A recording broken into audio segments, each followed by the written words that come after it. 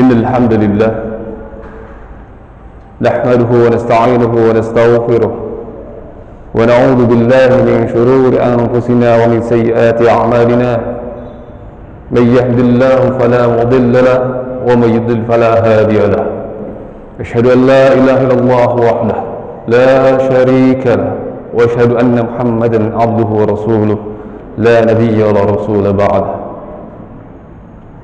معاشر المسلمين وزمرة المؤمنين أوصيكم ونفسي بتقوى الله حيث قال تعالى في القرآن العظيم أعوذ بالله من الشيطان الرجيم يا أيها الذين آمنوا اتقوا الله حق تقاته ولا تموتن إلا وأنتم مسلمون وقال يا أيها الناس اتقوا ربكم الذي خلقكم من نفس واحدة وخلق منها زوجها وبث منهما رجالا كثيرا ونساء واتقوا الله الذي تساءلون به والأرحام إن الله كان عليكم رقيبا وقال يا أيها الذين آمنوا اتقوا الله وقولوا قولا سديدا يصلح لكم أعمالكم ويغفر لكم ذنوبكم ومن يطع الله ورسوله فقد فاز فوزا عظيما أما بعد فإن أصدق الحديث كتاب الله وخير الهدي هدي محمد صلى الله عليه وسلم وشر الأمور محدثاتها فإن كل محدثات بدعة وكل بدعة ضلالة وكل ضلالة في النار.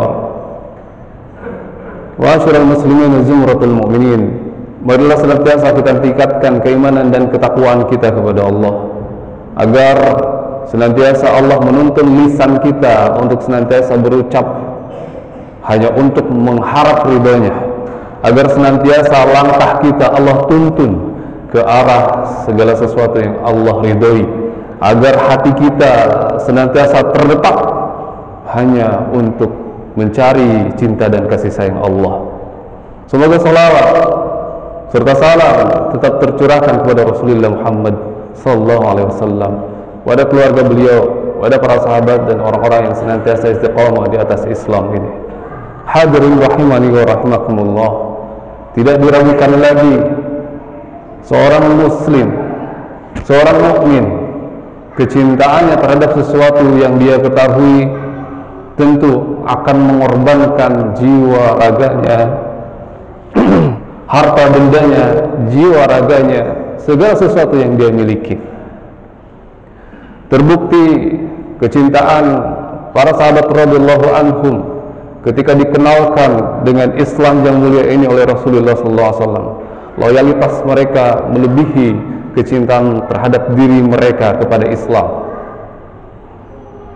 Demikian juga kecintaan mereka kepada Rasulullah Muhammad SAW, sehingga Umar bin Khattab radhiyallahu anhu saat mendengar wafatnya Rasulullah SAW, beliau marah, beliau tidak percaya bahwa Rasulullah SAW wafat karena kecintaannya yang tertanam di dalam dirinya. Kecintaan kita terhadap Rasulullah SAW pun tentu tidak akan diragukan sebesar apakah ia di dalam hati kita menghujam, karena kecintaan kita terhadap Rasulullah SAW ini adalah konsekuensi dari seorang muslim yang percaya bahwa Allah adalah Tuhannya dan Rasulullah SAW adalah Rasulnya, dan beberapa hal setelah itu dari rukun-rukun Islam dan rukun iman. Hadirin rahimani wa rahimakumullah, namun apakah kecintaan kita kepada Rasulullah SAW sudah sesuai dengan apa yang diinginkan oleh Rasul sendiri? Tentu ini semua akan tergantung kepada sejauh mana kita mengenal Rasulullah SAW dan agama Islam. Ada 3 pondasi yang seharusnya dikuasai oleh setiap muslim. Salah satu usul, 3 landasan pokok yang harus diketahui oleh setiap muslim dan mukmin. Yang pertama, bagaimana dia ma'rifatullah, mengenal Allah, agar dia tahu siapa sebenarnya hakikatnya Allah itu, dan kepada siapa dia harus meminta, kepada siapa dia harus meminta pertolongan. Lalu yang kedua, setiap mukmin seharusnya mengetahui tentang siapa Rasulnya. Dan yang ketiga, setiap mukmin harus mengetahui tentang syariat-syariat Allah. Ketika tiga landasan pokok ini diketahui oleh setiap mukmin, maka insya Allah kecintaannya akan sejalan dengan syariat ini, akan sejalan dengan apa yang Allah ridhoi, akan sejalan dengan yang dikehendaki oleh Rasulullah SAW, akan sejalan dengan syariat-syariat yang telah ditetapkan secara sempurna di dalam Islam ini. Namun wawasan kita tentang Rasulullah SAW mungkin berbeda-beda. Wawasan kita tentang Rasulullah SAW mungkin terbatas, karena mungkin kita terlalu disibukkan dengan dunia, dengan keluarga kita, dengan bisnis kita, dengan perbendaharaan kita, yang tentunya tidak ada dunia yang tidak melalaikan kita dari Allah, kecuali semuanya kita gunakan untuk ketaatan kepada Allah. Hadirin rahimani wa rahimakumullah, banyak orang yang mengklaim bahwa dirinya mencintai Rasulullah SAW, tapi itu semua akan teruji dari segala amalannya. Banyak para ulama yang menyebutkan atau menuliskan kitab yang berkaitan dengan ini. Ada dua manusia, ada dua muslim, ada dua mukmin yang mengaku dirinya mencintai Rasulullah SAW, tapi memiliki amalan yang berbeda. Di antaranya Syekh Abdul Rauf Muhammad Utsman menulis Mahabbatur Rasul bainal ittiba wal ibtida. Kecintaan kepada Rasulullah SAW antara mengikuti seluruh sunnah-sunnah Rasulullah SAW dan ibtida, atau dia membuat sesuatu yang baru, membuat amalan-amalan yang justru tidak diajarkan oleh Rasulullah SAW. Padahal kedua kelompok ini, kedua manusia ini sama-sama mengaku mencintai Rasulullah SAW. Hadirin rahimani wa rahmakumullah. Yang pertama, setiap manusia tentu memiliki loyalitas yang tinggi terhadap sesuatu yang dia cintai. Jangankan Rasulullah, ketika seseorang, sukunya, rasnya, keluarga besarnya diusik oleh keluarga lain, walaupun objeknya bukan dirinya, maka dirinya akan merasa terganggu, dan dia siap menumpahkan darahnya untuk sukunya, untuk rasnya, untuk kelompoknya, untuk organisasinya. Lalu bagaimana ketika kita memposisikan cinta ini kepada makhluk yang paling mulia, yang memang kita diperintahkan untuk mencintainya kepada beliau Rasulullah Muhammad SAW? Tentu kecintaan ini seharusnya di atas segalanya. Sebagaimana para sahabat radhiyallahu anhum, mereka bukan tidak memiliki harta, mereka bukan tidak memiliki keluarga, mereka bukan tidak memiliki kesibukan-kesibukan yang lain yang berkaitan dengan dunia, tapi itu semua mereka lepaskan, itu semua mereka letakkan dari kecintaan-kecintaan mereka terhadap Rasulullah SAW. Ketika Rasulullah membutuhkan mereka, maka mereka lepaskan apa yang ada pada genggaman mereka.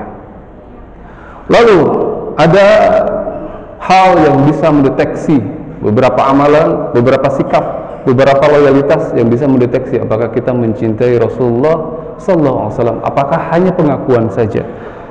Seperti apakah bukti seseorang mencintai Rasulullah SAW? Yang pertama, bukti seseorang mencintai Rasulullah SAW adalah membenarkan segala apa yang dibawa oleh Rasulullah SAW.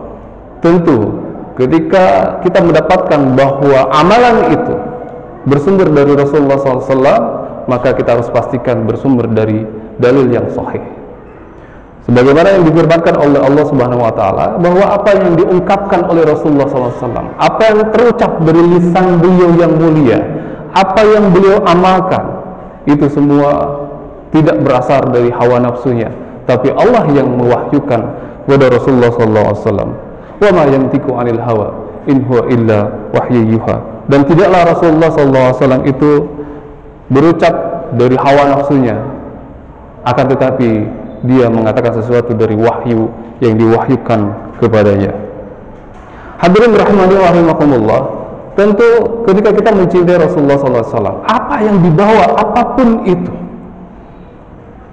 tanpa harus berpikir panjang, tanpa harus mencari penelitian lagi, ketika sahih, ketika sharih bersumber dari Rasulullah SAW, seorang hamba yang cinta kepada Rasulullah pasti mengamalkan apa yang dibawa oleh beliau. Hadirin rahimani wa rahimakumullah. Lalu yang kedua, beradab ketika nama beliau disebut. Di antaranya adalah ketika disebutkan hadis-hadis Rasulullah SAW di depan kita, maka seharusnya kita fokus terhadap apa yang disampaikan. Dan ini khususnya ketika dalam ta'lim. Tidak pantas bagi seorang muslim, bagi seorang mukmin, ketika disebutkan qala Allah wa qala Rasul, kemudian dia memalingkan wajahnya ke arah yang lain. Kemudian sikap yang lain yang harus diucapkan oleh seorang mukmin ketika diucapkan nama beliau adalah hendaknya mengucapkan salawat dan salam kepada beliau, minimal dengan salawat yang singkat, Allahumma salli ala Muhammad. Rasulullah SAW diriwayatkan dalam sebuah hadis bahwa beliau bersabda, al-bakhil alladhi man dzukirtu indah falam yusalli alayya. Sesungguhnya al-bakhil, orang yang kikir itu, apabila disebutkan diriku padanya atau ketika aku disebutkan di antara mereka, maka mereka tidak memberikan salawat kepadaku. Rasulullah SAW menyebutkan al-bakhil, tidak menyebutkan bakhilun, tapi al-bakhil. Hakikat kebakhilan itu adalah terdapat pada orang yang mengatakan atau tidak mengucapkan salawat ketika Rasulullah SAW atau nama beliau disebutkan. Kemudian yang ketiga, selain kita membenarkan, kemudian kita bersalawat kepada Rasulullah SAW saat namanya disebut, tentu tidak hanya sebatas itu, akan tetapi mengikuti apa yang sudah menjadi petunjuk yang sudah beliau ajarkan melalui para sahabat radhiyallahu anhum, kemudian para tabi'in, atba'ut tabi'in, kemudian terus hingga sampai kepada kita saat ini. Hadirin rahimani wa rahimakumullah, dan ini adalah konsekuensi dari kecintaan kita kepada Rasulullah SAW, sebagaimana yang diungkapkan oleh Allah Subhanahu wa taala dalam surat Ali Imran. Qul in kuntum tuhibbunallaha fattabi'uni yuhibbukumullahu wa yaghfir lakum dzunubakum. Qul in kuntum tuhibbunallaha, katakanlah apabila kalian benar mengaku bahwa kalian mencintai Allah dan Rasulnya, fattabi'uni, maka ikutilah aku, kata Rasul. Yuhibbukumullahu, Allah akan mencintai kalian, wa yaghfir lakum dzunubakum, dan Allah akan mengampuni seluruh dosa-dosa kalian. Wallahu ghafurur rahim, dan sesungguhnya Allah itu Maha Pengampun dan Maha Penyayang. Hadirin rahimani wa rahimakumullah, sebagaimana yang kita ketahui tentang iman, iman adalah qaulun wa amalun. Tidak hanya berucap bahwa aku mencintai Rasulullah, tapi juga amalun, mengamalkan segala apa yang dibawa oleh Rasulullah SAW. Kemudian yang keempat, bukti kecintaan seseorang kepada Rasulullah SAW, maka dia akan mendahulukan berhukum dengan hukum yang dibawa oleh Rasulullah SAW dibandingkan dengan hukum-hukum yang lain, termasuk kita berhukum saat bermuamalah dalam keseharian kita. Kemudian yang kelima, menyebarluaskan apa yang sudah kita ketahui, apa yang sudah kita ilmui dari apa yang dibawa oleh Rasulullah SAW. Dan ini adalah konsekuensi seseorang ketika sudah menguasai atau mengetahui tentang ilmu Rasulullah SAW. Ada tahapan-tahapan yang harus dipelajari, yang harus dilewati. Yang pertama, sebelum kita mengetahui tentang ilmu, tentu kita harus beriman, mengimani bahwa Rasulullah SAW adalah seorang Rasul yang diutus oleh Allah Subhanahu Wa Taala untuk menyampaikan wahyu, dan beliau adalah Nabi yang terakhir, tidak ada Nabi selain dia. Kemudian kita belajar tentang ilmu. Al-iman qabla al-ilm. Mengimani dulu baru kita mengilmui. Setelah mengilmui, lalu kita mengamalkan, sebagaimana yang diungkapkan di dalam surat Al-Asr. Kemudian setelah kita mengamalkan, lalu kita dakwahkan. Inilah tahapan-tahapannya. Dan semakin tinggi tahapan-tahapannya, tentu akan semakin berat tantangannya. Sehingga Allah tutup surat Al-Asr dengan watawasau bil haqqi watawasau bis sabr.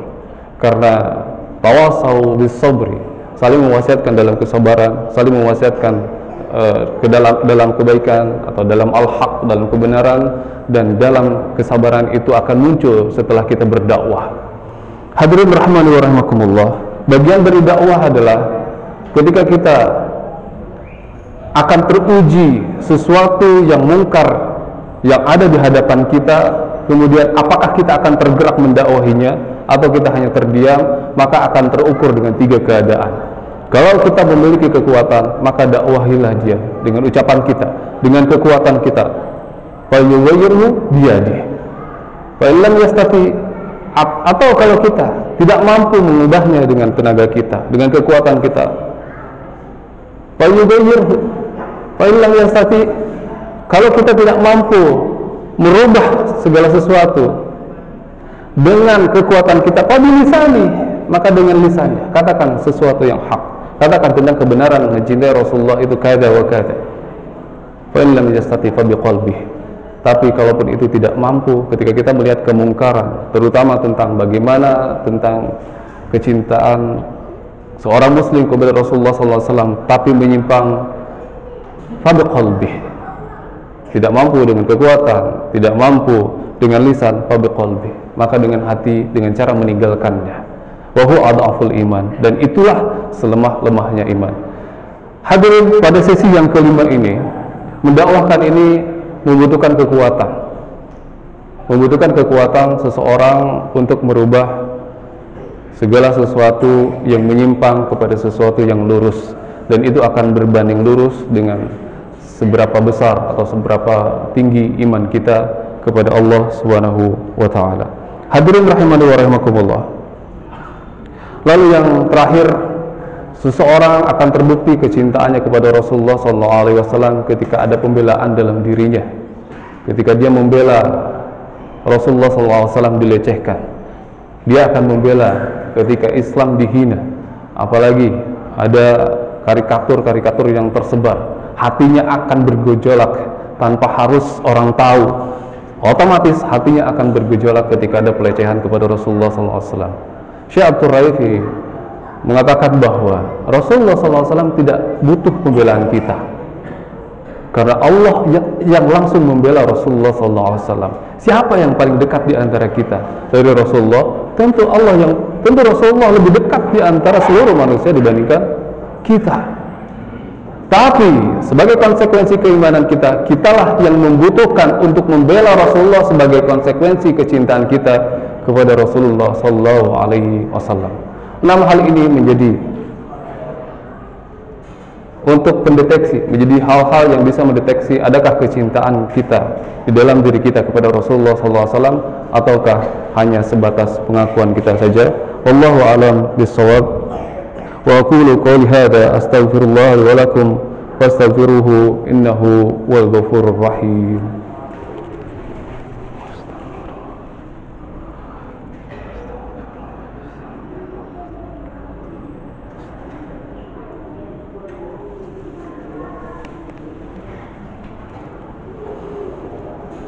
Alhamdulillahi Rabbil Alamin, wa bihi nasta'inuhu ala umuri dunya wad din, wassalatu wassalamu ala asyrafil anbiya'i wal mursalin, nabiyyina Muhammadin wa ala alihi wa sahbihi ajma'in. Wa asyhadu an la ilaha illallah wahdahu la syarika lah, wa asyhadu anna Muhammadan abduhu wa rasuluh, la nabiyya wa la rasula ba'dah. Ma'asyiral muslimin wa zumratul mu'minin, usikum wa nafsi bitaqwallah. Fa qala ta'ala fil Qur'anil azim, ya ayyuhalladzina amanu taqullaha haqqa tuqatih wa la tamutunna illa wa antum muslimun. Faqad amarna bis salati was salami ala rasulina Muhammad sallallahu alaihi wasallam fi ayatihi, innallaha wa malaikatahu yusalluna 'alan nabi ya ayyuhalladzina amanu sallu alaihi wa sallimu taslima. Allahumma salli ala Muhammad wa ala ali Muhammad kama sallaita ala Ibrahim wa ala ali Ibrahim innaka Hamidum Majid. Wa barik ala Muhammad wa ala ali Muhammad kama barakta ala Ibrahim wa ala ali Ibrahim innaka Hamidum Majid. Allahumma ighfir lil muslimin wal muslimat wal mu'minin wal mu'minat al ahya'i minhum wal amwat innaka sami'un qaribun mujibud da'awat wa ya qadiyal hajat. ربنا لا تؤاخذنا إن نسينا وأخطأنا ربنا ولا تحمل علينا إصرا كما حملته على الذين من قبلنا ربنا ولا تحملنا ما لا طاقة لنا به واعف عنا واغفر لنا وارحمنا أنت مولانا فانصرنا على القوم الكافرين ربنا اغفر لنا ذنوبنا وإسرافنا في أمرنا وثبت أقدامنا وانصرنا على القوم الكافرين. ربنا اغفر لنا ولوالدينا وارحمهم كما ربونا صغارا. ربنا هب لنا من أزواجنا وذرياتنا قرة أعين واجعلنا للمتقين إماما. ربنا اغفر لنا ولوالدينا وارحمهم كما ربونا صغارا. ربنا تقبل منا إنك أنت السميع العليم وتب علينا إنك أنت التواب الرحيم. ربنا آتنا في الدنيا حسنة وفي الآخرة حسنة وقنا عذاب النار. وسبحانك رب العزة عما يصفون وسلام على المرسلين والحمد لله رب العالمين. وأقيم الصلاة.